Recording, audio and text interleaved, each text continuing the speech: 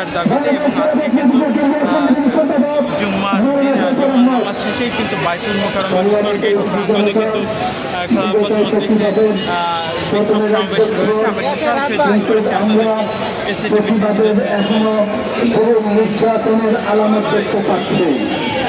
বিগত ফেসিবাদ বাংলাদেশের এমন কোন সংস্থা নেই যাদের মাধ্যমে জনগণের বুকে গুলিয়ে চালিয়েছিল, গণহত্যা চালিয়েছিল, এখনো দুঃসাহস দেখাচ্ছে, এখনো তাদের জেলা পান্ডারা বিভিন্ন জায়গায় অস্ত্র হাতে জনগণের দিকে করছে।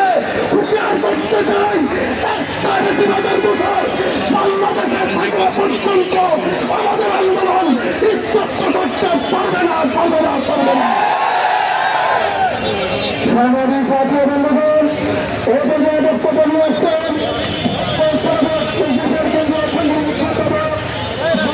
দর্শক, সরাসরি যুক্ত করেছি আপনাদেরকে জাতীয় মঞ্চের বাইতুল মোকাররমের গেট প্রাঙ্গণ থেকে। আপনারা দেখছেন জুলাই আগস্ট গণহত্যার বিচার দাবিতে কিন্তু বাংলাদেশ খেলাফত মজলিস ঢাকা মহানগরের কমিটির উদ্যোগে কিন্তু বিক্ষোভ সমাবেশ অনুষ্ঠিত হচ্ছে।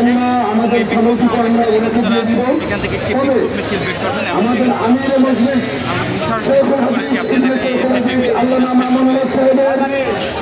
বর্তমানে একটা গুরুত্বপূর্ণ বক্তব্য আপনাদের সামনে আমি নকল করতে চাচ্ছি। সেটা হলো, এই জুলাই আগস্ট এমন একটি মাস, যে মাসে আন্দোলন করে 25 খুনি হাসিনাকে আমরা বিতাড়িত করেছি এবং দেশ পলায়নে বাধ্য করেছি।